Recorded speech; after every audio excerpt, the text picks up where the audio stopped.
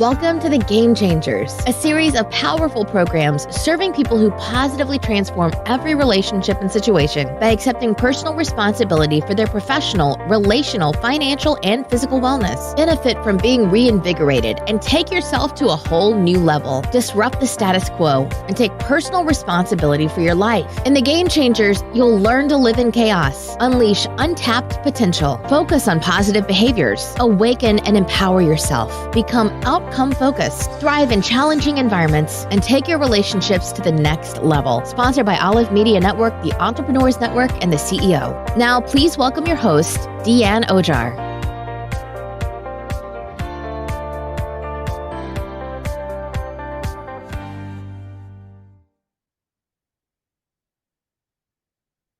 Welcome to The Game Changers. This is Dianne Ojar saying, I am so happy you're with us today because with the Game Changers series, as you know, we bring to you some extraordinary people telling extraordinary stories, and they're sharing. We never know who it will touch, who it will help, and I'm hoping that someone out there would resonate with our guest today. For those who know me, you know me. For those who don't know me, of course, my background is NLP, hypnotherapy. I love to do timeline therapy as well, where we get to the root cause of things. An author, of course, radio, TV, all those little things. A Dow Hands practitioner, which I'm so proud of, among and many other things. But it's not about me. I am changing the things I want to see happen. And today, our guest is doing the same thing. We do things from experience. That's what motivates us. But I want you to help me welcome our guest today, Suzanne Jabour. Welcome, Suzanne, and thank you so much for stepping up to the plate. Thank you. Thank you so much for having me. I'm really pleased to be here. Well, let's see. Well, let's start off. You're a grief educator. Now, in order to be a grief educator, there has to be a story behind it, right? So why don't we just start there? And what is the story? Yeah, unfortunately, you're exactly right. I don't think I know anyone who has ended up working in the grief field that didn't end up there because of personal experience. You know, unfortunately, we all became members of the club nobody wants to be in, that we're all going to be in one day. I came to grief education out of my most recent loss, which was that of my son, Ben. He died in September of 2020 at the age of 22. So just about 3 years. His anniversary is coming up in a couple of weeks. And really that loss, as you would expect, was grief to a magnitude that I hadn't experienced before.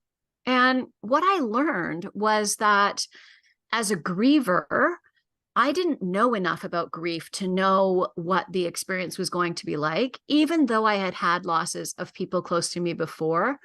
My dad died about 25 years before Ben, and my mom about 12. So I had lost people close to me that were an intrinsic part of my life. But there's something about that out of order death and the loss of a child that really does just bring on grief at a new level. It did for me anyway. And so really what I discovered is I didn't know enough about it to know what I was going to experience. And the people who were trying to support me didn't know how to support me either. So I really became curious about how we could change that and why that was. And that, of course, didn't happen at the beginning. In the early days, when I realized I was going to really have to stay curious as a matter of survival, you know, curiosity was about, how do I breathe when what I want to do is curl up sobbing on the couch? So I didn't start in those early days with curiosity about how grief worked and why we didn't understand it very well. But that's where I've ended up. And I really now am passionate about opening up those conversations, sharing from my experience and my training and the many, many conversations I've had with other grievers, how it really works. You know, what the normal symptoms are. There's actually symptoms of grief that are very normal. But because we have this strange taboo in our culture and this silence around grief, we're not sharing our own experience the same way that we do the way we learn from each other about other things that are going to happen in our lives. There's such an interesting parallel between the beginning of life and the end of life. And when we're pregnant, for those of us that have, experienced a healthy pregnancy that comes to term and results in a healthy child, from the moment you show, people in public who are complete strangers are wanting to come up to you and share their experience and expertise. And we learn what to expect. And as much as I thought it was really strange and uncomfortable that women in the grocery store would come to share with me their horrifying birth stories, when I had challenging births, I was really appreciative to know that I wasn't the only person that had a hard time, that didn't have this kind of fairy tale version of, deep breathing and everything happened smoothly, right? At the end of life, we don't have those same conversations. We don't share what happens to us in our early days of grief. We don't share about the brain fog and the fatigue and the physical symptoms and all the things that are very normal and likely to happen to us. We don't share how we managed, how we coped, how we made small decisions that eventually led to progress. We don't share any of it. So when it happens to you, you're left not only with grief on many, many levels, but you're left thinking that something's wrong with you. And you're left isolated because the people around you that really want to support you don't know how. And we're all alone, when really in this time when we crave connection and we could be building connection, we're instead creating isolation. So really that's become my mission and my passion, is opening up these conversations and helping people to build the skills. If we don't talk with each other and we don't share our own knowledge and expertise that we've really earned the hard way for most of us, we're not making it easier for the people coming along behind us. And so my mission is to disrupt that silence and try and create spaces where we can have those conversations and start to shift the culture around how we deal with grief as a collective. Well, first of all, thank you so much for sharing that. And I don't want to sound like everybody else saying, I'm sorry to hear that. A loss is a loss, and particularly a loss of a child, whether it be miscarriage or whether it be someone who may have been healthy.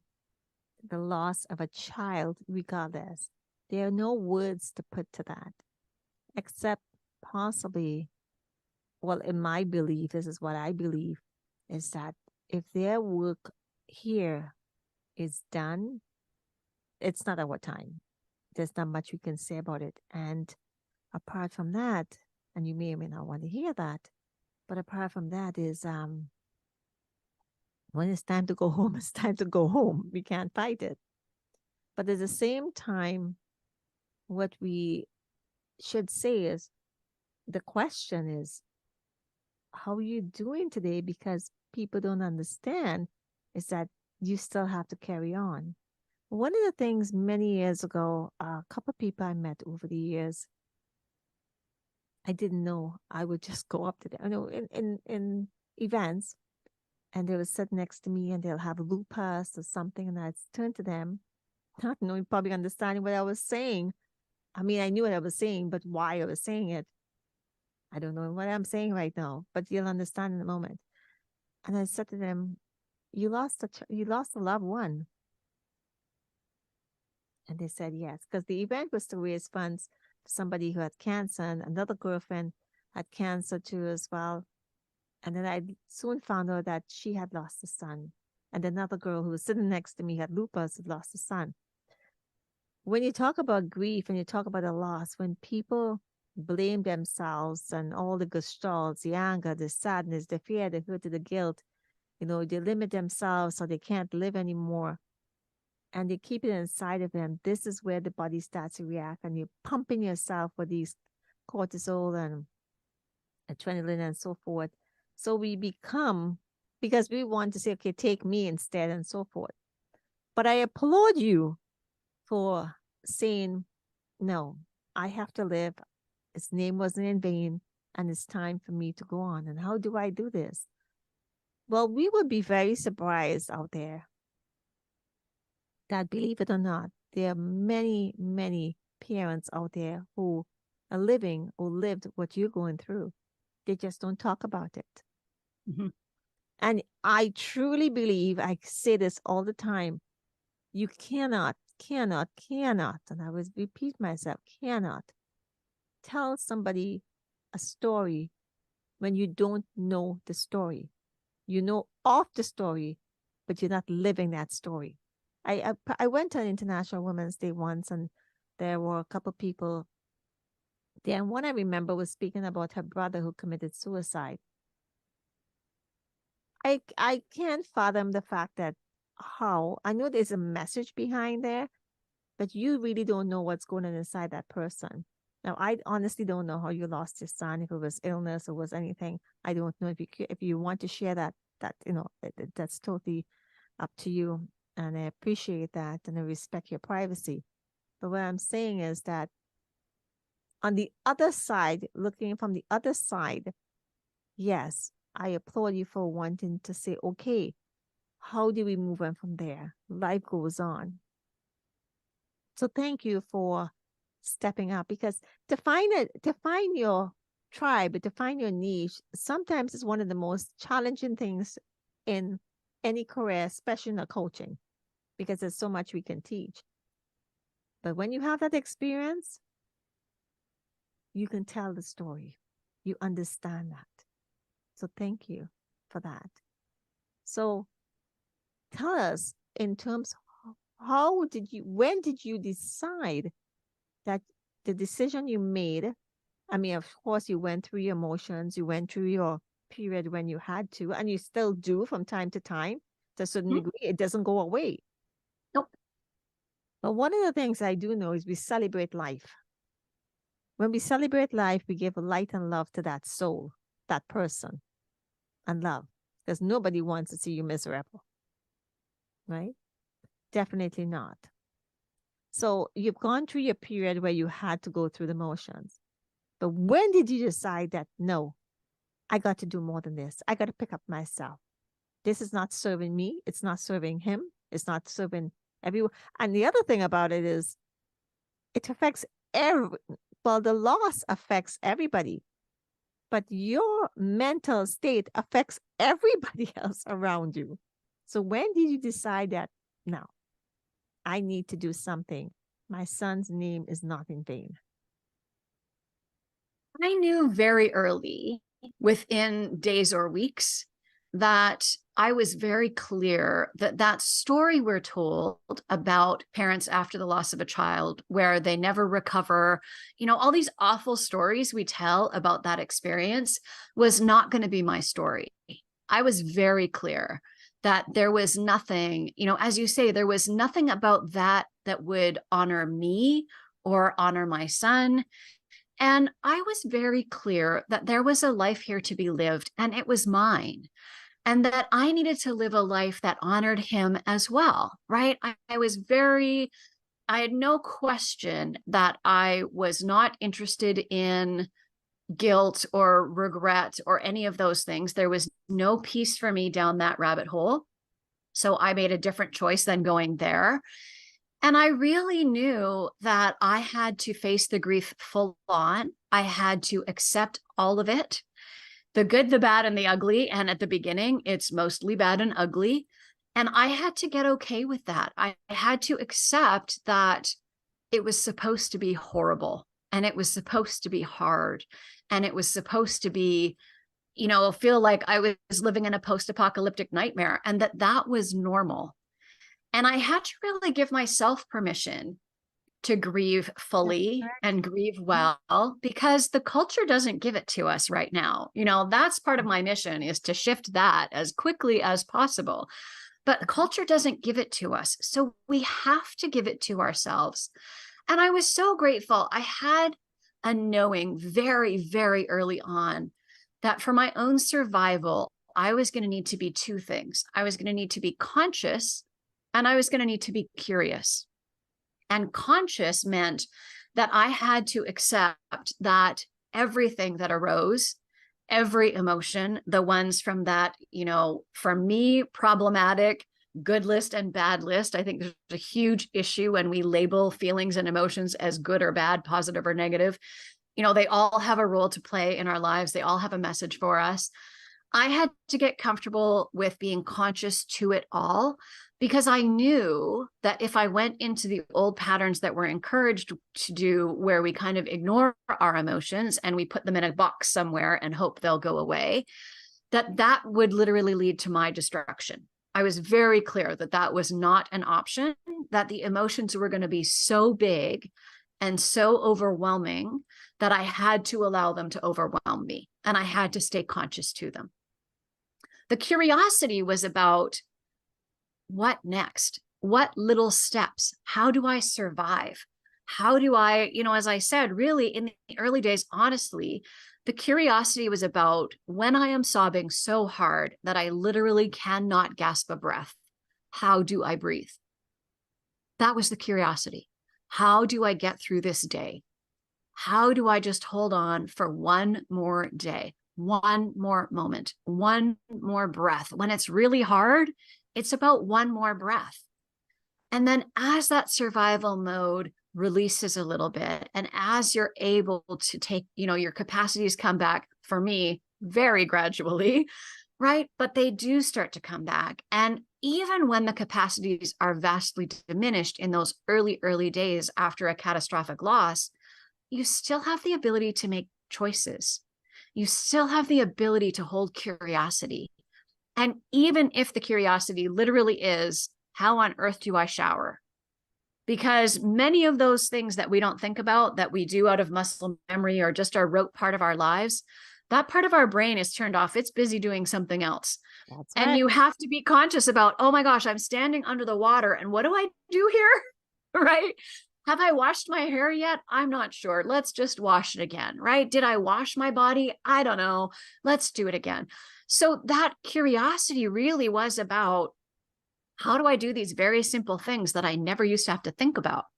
And now the curiosity, of course, has become about this much bigger idea of, how do I, as someone who carries this really powerful story and this really devastating experience, share that in a way that acknowledges other people who've had that experience, that acknowledges all kinds of other experiences around grief, because we know that grief happens for losses, not just of our loved ones.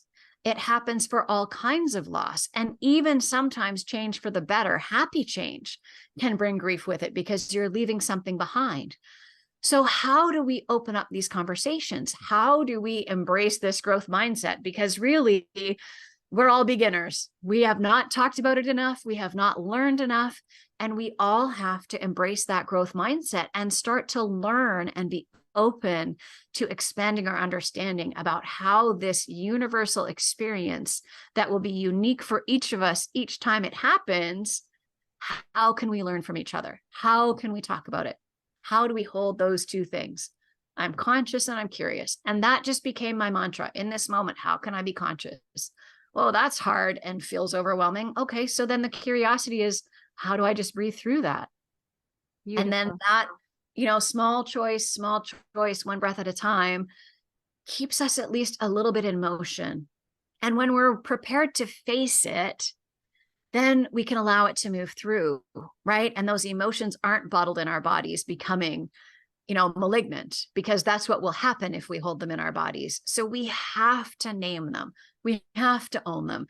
We have to let them flow through, even when that in those really early days can feel really scary. And I get that. We're a culture that, doesn't generally learn about how to deal with emotion. We're great in North America from our neck up. From the neck down, not so good. So we need to all work on that together. Absolutely. But first of all, the key here that you said is giving ourselves permission. Yeah. And that is the key. Once we turn that key, turn on the switch and say, I give myself permission, this is where everything changed. And I'm sure you probably could maybe recall that moment when that happened. And the other thing is the fact, this is why I love timeline therapy. For those who don't know what timeline therapy is where we remove the emotions and the feelings attached to the events. The anger, the sadness, fear, guilt, the decision, and so forth. You cannot forget the memories. It's there in your filing cabinet. But the emotions, for the ones that happened in the past, the present, and of course, you're not going to take it for the future because there's no tomorrow. It's you living in the present. That's a consciousness. The present is a consciousness. You got Yep. to work with the present, the consciousness. Say, okay, slap yourself back. When you decide, when you figure that you're wandering off, oh, no, no, no, no, no, no. I'm not going to go there because you will be tested. You're human, for goodness sake. Yep. The support that you had around you, the culture, the tribe that you had, you must have had people like, oh my gosh, I can't believe. I'm sure you heard the good, the bad, and the ugly. Yep. Why is she not, why is she doing this? She's living. She should be feeling this way. She should be doing this. How you must have lost a lot of people around you in terms of friends and so forth because you didn't want, because you were evolving and you were transforming and you didn't, it no longer served you. Not that you're being disrespectful to them whatsoever, Nope. but if they didn't understand and they couldn't walk this path with me, I said, sorry, when you understand who I am, you will support my decision. How did that work for you? I can imagine that's a really interesting story because that's not an easy part of it. Yeah, it's really difficult. And one of the things that comes up in every grief forum that I'm ever in is this sort of accepted knowing that grief changes your address book.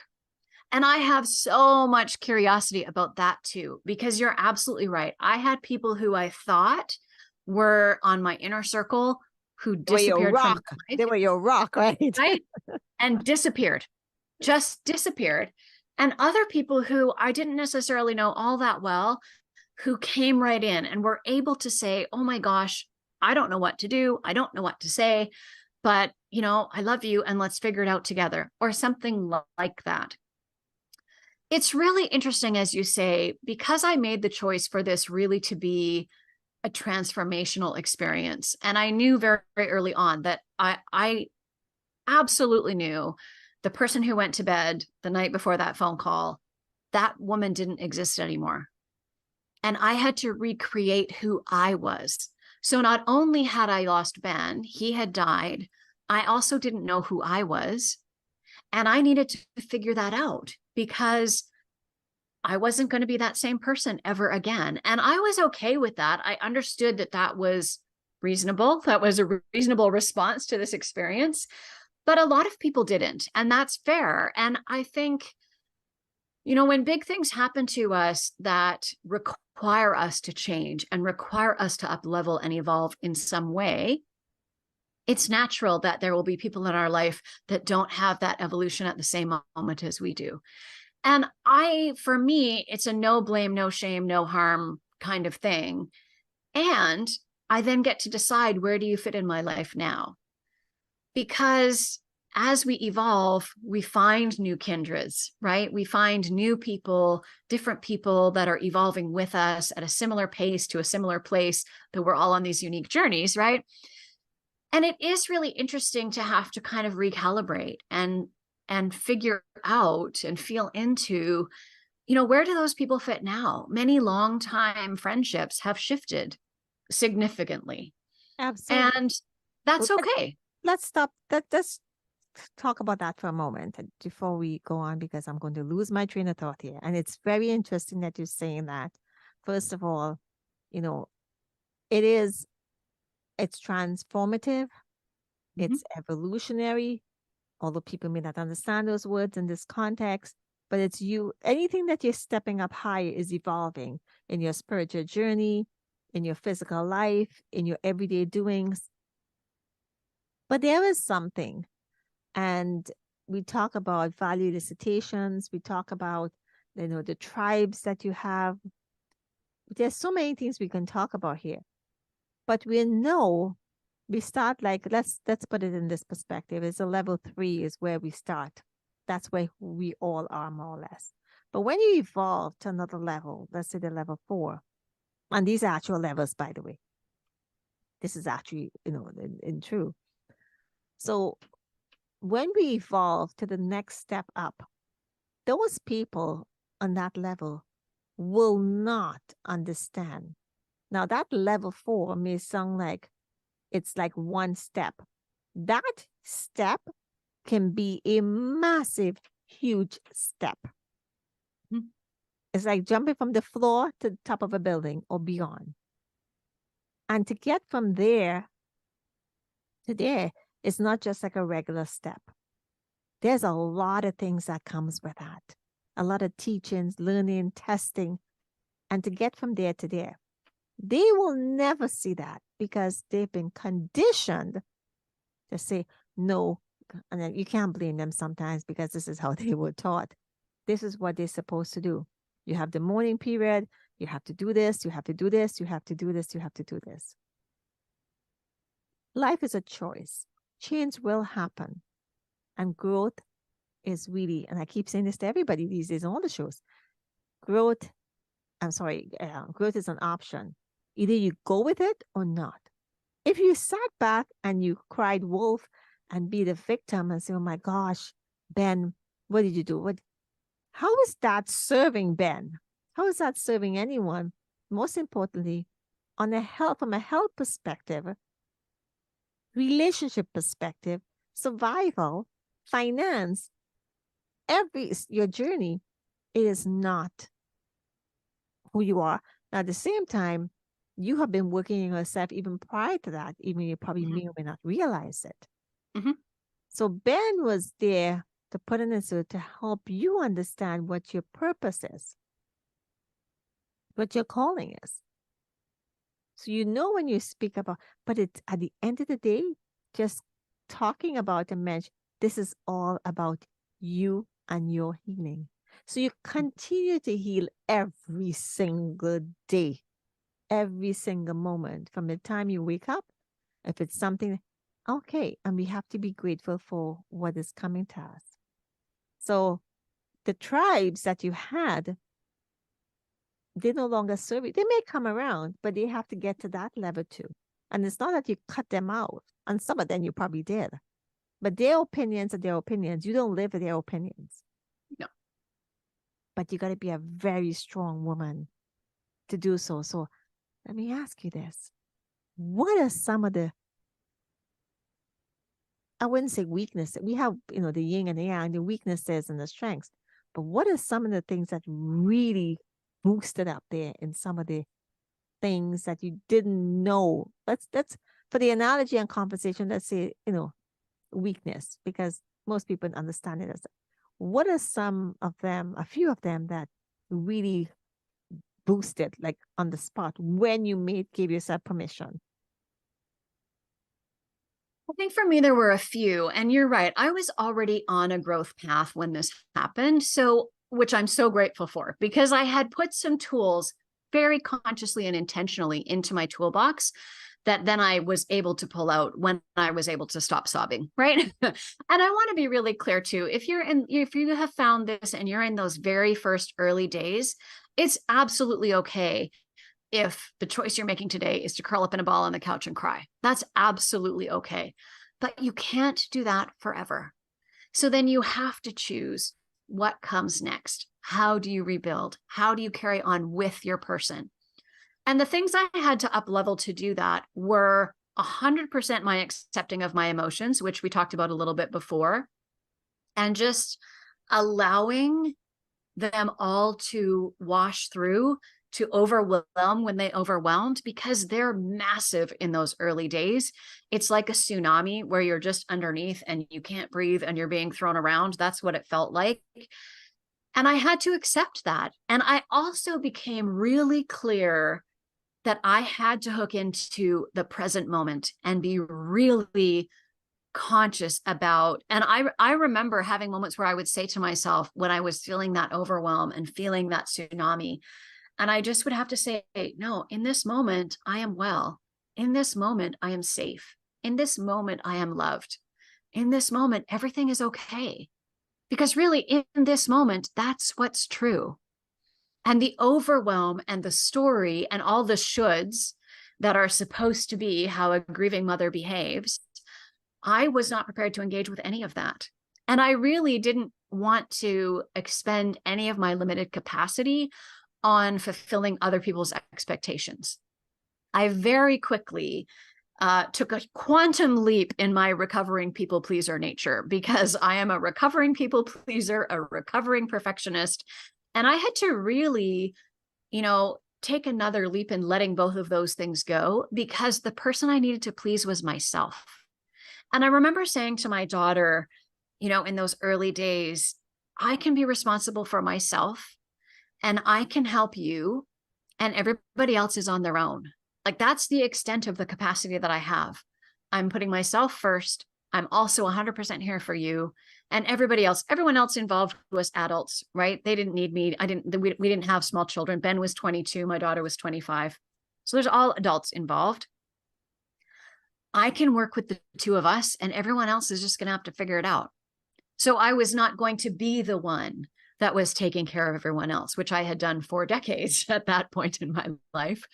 And so, yeah, there's absolutely moments where you have to really make choices that feel like stretches and feel uncomfortable. And at the same time, for me, I knew they were choices about my own survival, and that my survival, my daughter's survival, was my paramount focus, and everybody else was going to have to figure it out. Your daughter, how did she cope? What was her coping mechanism with all of this? Because the way you approach it would be a little different, but thank goodness she had a role model to follow. And because you were, the energy we have and the beliefs we have around us does affect, of course. So for her peers probably wouldn't understand this, but we understand this because of what you've been doing. You're a light worker. You've been doing this. You've been serving. So the transition for her would have been much easier. Nothing is never easy, but easier than and less challenging than a typical child, right? And also it depends on the nature of how your son passed. That's a whole nother story. So for her, did she follow your lead? Did she listen to you, or she had to? Of course, she had to deal with it herself. But I guarantee you, of course, there's some things that she will come to you. And I want to say to everyone, we're here with Suzanne Jabour, and we're talking about grief education, talking about the passing of her son. No parent wants to go through that. But the attachment, sometimes we have no choice. When it's your time, it's your time. So I truly appreciate that. But coming back to your daughter, her friends, did she lose friends too as well? Or everybody was trying to to tell her what to do, and then she ran to mommy and say, "No, I'm crying." It doesn't matter how many years has passed. For crying is key. Crying is releasing. Forgiveness, forgiving your ancestors and yourself and your children and everybody, and asking for forgiveness is one of the most important things of gratitude in a healing process. Absolutely. So how did she cope with that now? She grieved very differently and continues to grieve very differently than I did and do. My choice was to grieve out loud. There was no way I could pretend to not be grieving. There was no way I also, when we were talking about things that instantly changed and up-leveled, I absolutely lost my ability to pretend, right? We spend so much time in our lives pretending, putting on a good face, showing what we think people expect. I had no more capacity to do that. Good for you. And that's what worked for me, right? I was a grieving mother, grieving out loud. I'm sure to many people I was terrifying, and that's okay. I needed to do what I needed to do to survive, and everyone else was going to have to figure it out. For her, she chose to grieve much more privately and much more quietly, which is absolutely fine. Everyone has to find their own way. And I was really grateful that I understood that from the earliest moments. I understood that we were not going to grieve the same way as each other, even though in many ways we're very similar people. And I also understood that we, in fact, weren't even grieving the same person, because my son was a very different person from her brother. And so we weren't even grieving the same person. We weren't grieving the same relationship. And even though all three of us were very close with each other, and they were very close with each other, even when I wasn't involved, we were a close trio and they were a close duo, we weren't grieving the same person. And it wasn't going to impact us the same way. We weren't grieving the loss of the same imagined futures, right? Because her imagined future with him was different than my imagined future with him. And I think what's really interesting is that if we can get past all the shoulds and just give everybody permission, we can find our own way. And yes, we had lots of conversations about how grief was going to be. I remember saying to her in the very early days that we were going to become masters at holding paradox, because grief is all about the both and. And if you can't hold two things at once or juggle five things at once, it's really hard. So we were going to become masters of holding paradox. So we did talk about some of those concepts around grieving. And then really, I just gave her complete open permission to do it the way that she needed to do. We talked about how, sometimes when you choose to grieve quietly or grieve privately, it seems like you've taken all those emotions and put them in a box somewhere. Yes. And that can be a perfectly reasonable coping mechanism, right? We don't necessarily want to be in the tsunami all the time, but we have to attend to them. So you can't just shove the box away and pretend it doesn't exist. You have to every once in a while go and check it out. Maybe open the lid, maybe take a look at those emotions, right? So we did talk a lot about, different ways to approach it with no expectation that she would do or not do anything that I suggested, right? She had complete permission to do it her way. She's very fortunate to have two really close friends who completely stood by her and, supported her. They were all in their early, in their mid to late 20s. They didn't have a lot of skills around grief and loss, but they're the kinds of friends that could say things like, I don't even know what to say, but let's watch a movie or let's just talk about anything. Yeah. So they really stood up and supported her. They sent us, they both don't live locally where she was living at the time where we live now, but they would send, food delivery. They would say, don't cook anything tonight, like dinner's coming. So they did those kinds of things and really supported us in ways that were so beautiful. And I know for sure that the way we show up for people absolutely impacts our relationship. And the same way that, as we change and evolve through our life experiences, some people ebb away from our life, other people flow in. And those connections that she has with those friends that completely showed up for her are rock solid, the same way that mine are with the small group of friends that were able to completely show up for me. And we just have a different relationship. We have a different way of talking with each other. We have a different way of connecting because they were able to step up in the most horrifying of circumstances and just be there, even when it felt impossible. And there's something really magical about that ability to just hold the space, to just sit with someone, to not try and fix them because you can't fix it. We all, North Americans love to fix things, right? We want to identify the problem and make the plan and execute the plan and move on. And that doesn't work with grief. No. So people really needed to find a whole new skill set to be able to support us. And I'm so, so grateful that she had that core group of friends and I had people who stepped up for me and, have become my lifelong kindreds that really made a huge difference for us in just giving us that permission that we had given ourselves to find our own way, because what society was telling us about how we were supposed to respond wasn't the path that we were choosing. So we had to do something different, which leads to a whole bunch of trying things, throwing those away, trying something else, going this way, going that way, and figuring it out. Yeah, trial and error. Trial and error. Trial and error. That's correct. And one of the great things you said is that we all don't grieve the same way because we see people differently. When my father passed away, I went to see my mom, who I thought was going to. She was very sick. She had nervous breakdowns and so forth.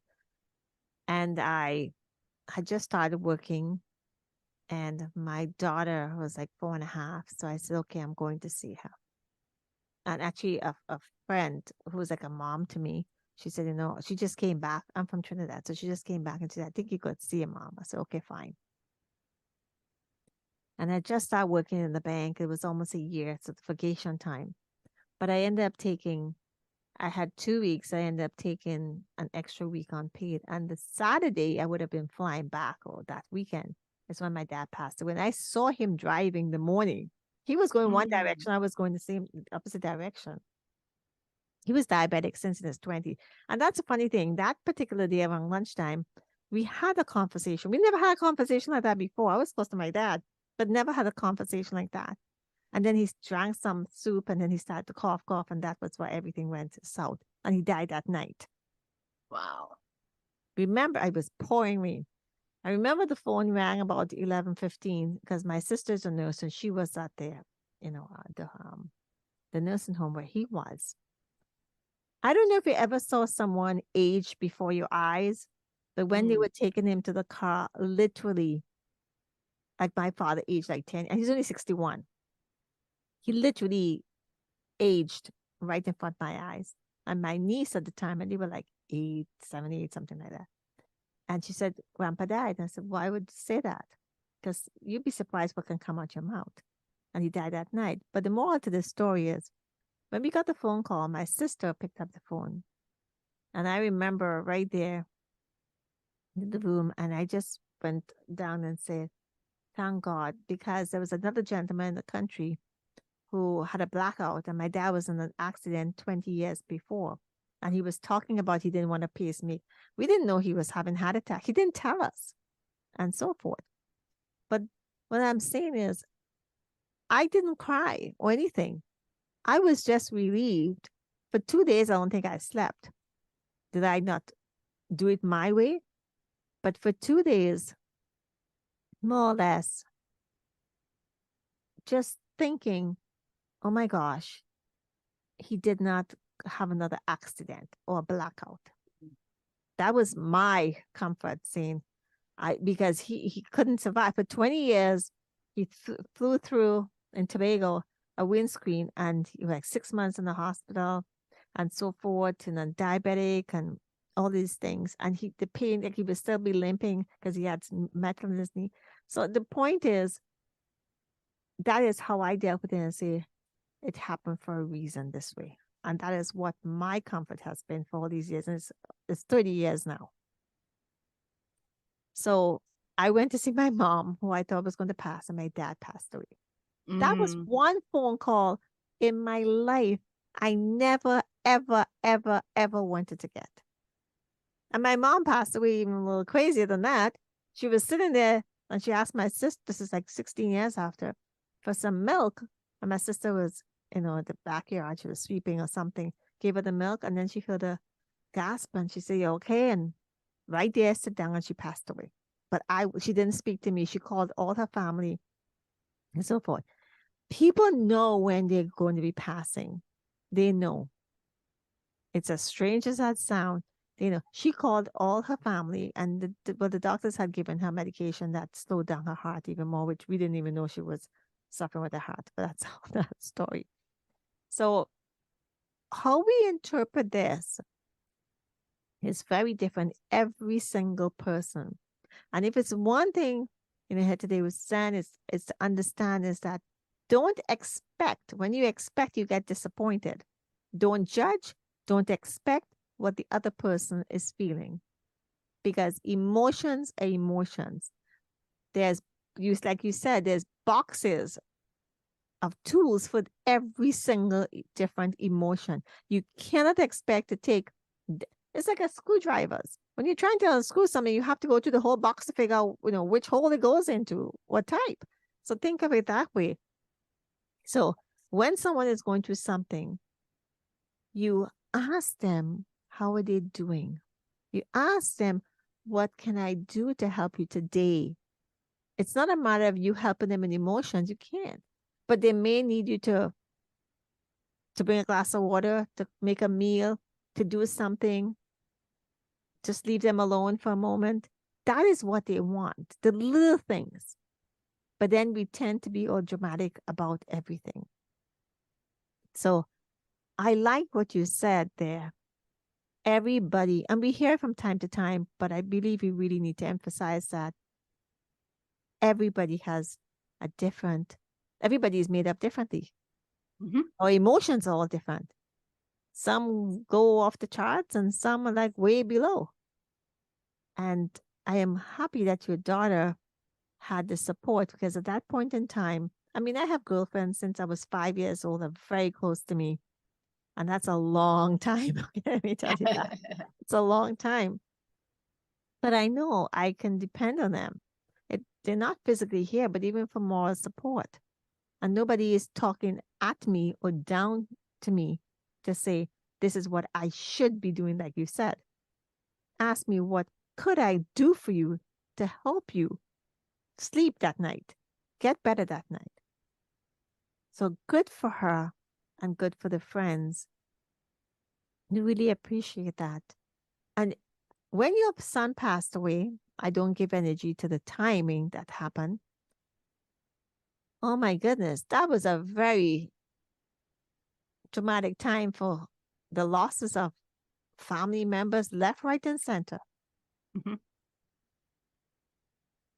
And the restrictions of the not knowing, that's a whole nother story.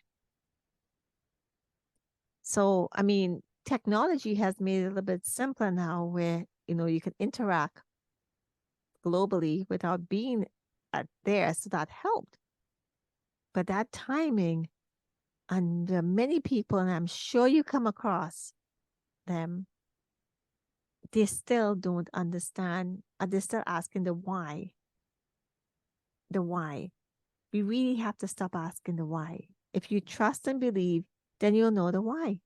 It is not your job to ask the why it happened. That's not why we're here. We're here to see how we can make everybody else cope with what's going on. But that's why you do what you do. But your story is one that it doesn't get any deeper than that. Losing a parent is different. Losing a child who is an adult, well, almost an adult, but adult in many ways. The child could be 22 years old, it could be more mature or less mature. Doesn't matter. But it's not a baby. Like losing children are younger could be more devastating. Or somebody who is a young, a teenager or youth or so forth. So we don't know what we don't know. But I'm sure you have lots of information and resources and programs designed to help people through the steps. There are steps. Just like you have a 12-step, there are steps. But here's a cool part about it. You can create your steps. Give yourself permission like you did. And I truly believe, Suzanne, that it didn't just come by because of your evolving. That helped you more. Like it just came to you from nowhere. Just to trust. So if yeah, go ahead. No, go ahead. I was going to say, so what do you have in place that you share with your students, your clients, and so forth to go through the process? Because right now, from everything that's happened from 2020 to now, there's a lot of people who haven't gotten over what they haven't gotten over. Like your phone should be off. Well, and that's so interesting that you say that, because I'm sure it's not, but it should be. Yeah. One of the things that's so interesting is when I talk to people about grief and how much grief we're all experiencing right now, there's a huge level of discomfort with naming it that way. Okay, and wait. People talk about. Let me stop you there for a moment, just for a moment. Sorry. Yeah. Continue. Give us a definition, because that was the first question I was going to ask. Give us a definition of what, because you're saying this now that give us a definition of what grief is, because grief means many things to many people, what we've been taught. But what is a proper, simple definition? Because that might help people understand what we're talking about and put things in perspective. Does that make sense? Absolutely. So grief is a normal and healthy response to loss of all kinds. It's Plain and really simple. that simple. It's a normal and healthy response to loss of all kinds. So we get tangled up sometimes thinking that grief only applies to the loss of a loved one. In fact, we know it applies to the loss of pets. It applies to losses of opportunities. It applies to losses of businesses. It applies for sure to losses of loved ones. We all understand that. But having that really narrow definition where you only allow it, where you only give permission for grief when it's the loss of a loved one, means that what we're calling it now is stress. And we're all saying, oh my gosh, I'm so stressed. My stress level is off the charts. I don't even know what's happening. I'm so stressed. And I'm here to tell you that you're so in grief because the last 3 and a bit years that we've all served, for those of us who have survived, we've gone through the ringer as a collective. Our level of collective grief is absolutely off the charts. And what new normal looks like for now is unprecedented levels of disruption and uncertainty, and economic, environmental, social structures are all collapsing. We have, destruction and devastation like we've never seen before. Someone jokingly said the other day, all we're waiting for now is the locusts. Like, the end of days is upon us, it feels like sometimes. And it's not as bad as all that, because I do think that breakdown leads to growth, right? That's my experience. That's my choice and my journey. And I think that's the collective journey that we're on together. But we do need to start looking for where that grief exists in our lives that we're not acknowledging it. Because the same way that it works with all kinds of feelings, if we can name them, we can start to move them. And if we don't acknowledge them or understand that they're happening, we get stuck.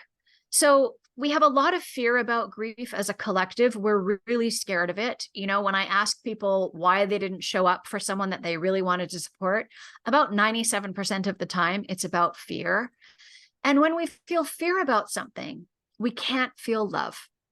And what grief really needs is big, huge amounts of love. So we really need to shift that response away from fear and into love. And if we can do that, and we can start acknowledging and naming when grief is happening and practicing supporting each other with the griefs that are not the loss of a loved one, then when the loss of a loved one happens and you encounter someone like me, who's a grieving mom grieving out loud, I'm not a good first assignment. But if you've practiced and if you've built your skills in your toolbox, then I'm hopefully not so terrifying as I might be if you didn't acknowledge that grief existed for all kinds of things. So that's the starting point, right? Grief comes, it's a natural response. It's very healthy. It's normal. It's nothing we should be terrified of. We have to face it. That's the only way to release and move it. And if we don't face it, that's when we get stuck. We don't get stuck when we embrace our emotions. We get stuck when we deny them. So, that's the first step, right? We have to look it in the eye, even though that feels scary, because we don't have the skill set. We don't have the shared knowledge. We don't talk about it. So we feel like something's wrong with us and something is weird going on for us, when really, I say to grievers all the time, everything you are feeling and experiencing, someone has experienced before you. They just didn't talk about it because our culture isn't set up for us to talk about it. So accepting that it's normal, that it's what is supposed to happen, is a really great starting point. Trying to break down that sense of, oh my gosh, we're so stressed. Yes, and if we can't name that a little more precisely, we're not going to be able to move it, because I'm stressed is way too big of an umbrella for our bodies to be able to process, for our bodies to be able to release. We're just all ending up with shoulders as earrings because we're so stressed. Our muscles are so tight. And if we just keep calling it stress, nothing's going to change. So that's part of my challenge is, we need to language things differently. We need to get to a more nuanced level of naming and understanding what's happening for us.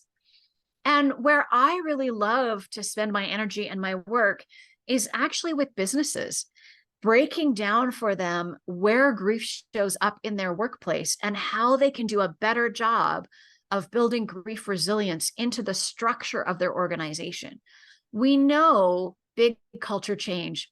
Okay, we maybe don't all know. I know, and I can tell already that you know that big culture change and structural change needs to happen around how we address grief.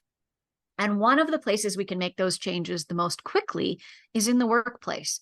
So that's a place we come together. We already have shared community. We have shared agreements, whether they're named or not. And that's a place where we can start to make those shifts with company, not in isolation, where we're part of a team that's looking at this together, which makes it all less scary. And so that's really become a huge part of my focus is how can I go into organizations? How can I work with business leaders? How can I work with thought leaders around how we make this big paradigm shift that I think is a critical part of our collective rebuilding of what we want normal to be next, because we know what existed before 2020 doesn't exist anymore. And if we're honest about it, we also know it wasn't that great for everybody. So how can we rebuild something new that's actually great for everybody and great for the planet and shift away from fear and towards love? So that's what I spend my time and energy on. And as we wrap up here, just quickly, can you tell us where they can get a hold of you? Yeah, absolutely. The best place to find me is on my website, which is alivedexperience.com. You can go there. There's an ebook. You can get an ebook that will help you with grief at work. There's some free resources for how to support people. You can link into all my social media. It's just easier. It's a good one-stop place to go and find everywhere that you can find me. So whatever your social media of choice is, I'm there too. And it's really a spot where you can look through the things I've learned, blog posts are there, and get some resources, start to build your skills, start to join this movement to really shift this paradigm that needs disrupting. Well, thank you so much, Suzanne. And I have to say, thank you to your son for allowing us to share this story, supporting us. He's always there watching over us, watching over you.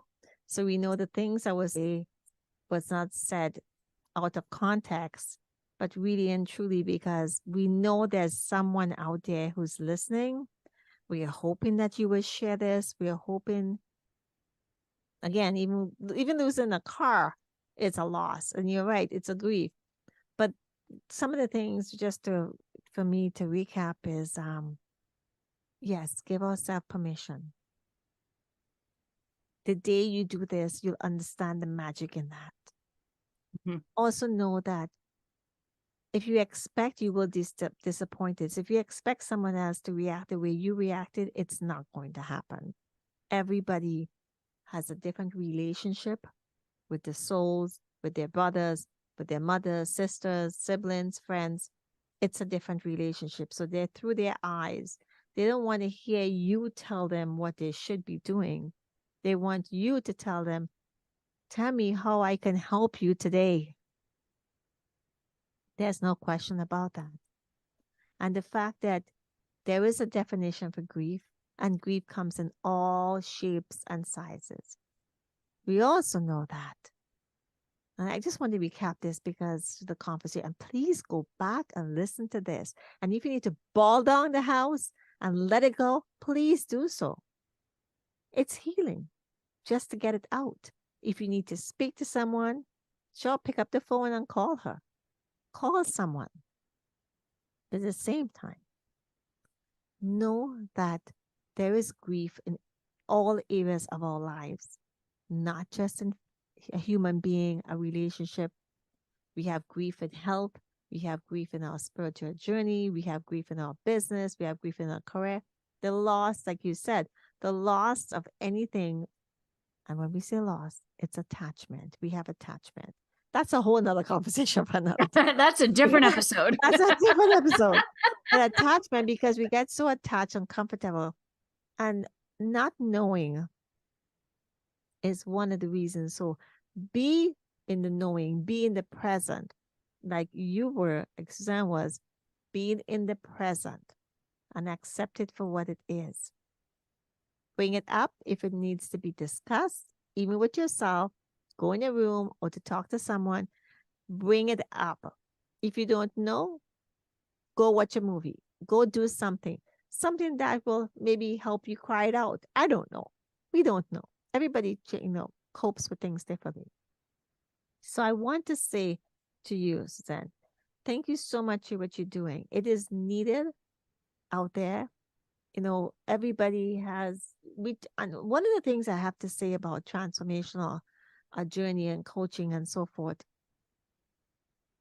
you can't touch on only one area of life. It has to be all areas of life.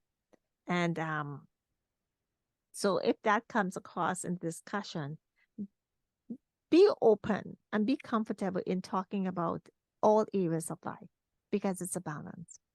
So, and we can talk more and I can go on more, but I hope we will come back at some point in time and discuss more things. If you have a question, put it there. Maybe we'll get Suzanne to come back. Tell a story. We don't know what you can, but your taking action and interaction helps us. And you making a comment there also helps you. So from us to you, we want to say to you, how can we help you today? Please let us know. And on that note, this is Dianne and Suzanne saying, we wish you the best. Please take care of yourself and let's bring some love, some peace and harmony within ourselves.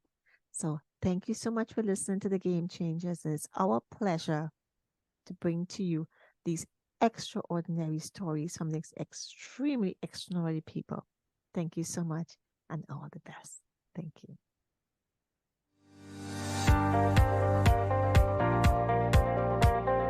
Thanks for listening to The Game Changers, sponsored by Olive Media Network, the Entrepreneurs Network, and the CEO. Hit us up online at thegamechangers.ca, mediaolive.ca, and think10.ca. That's think10.ca. Thanks for listening, and we'll see you next time.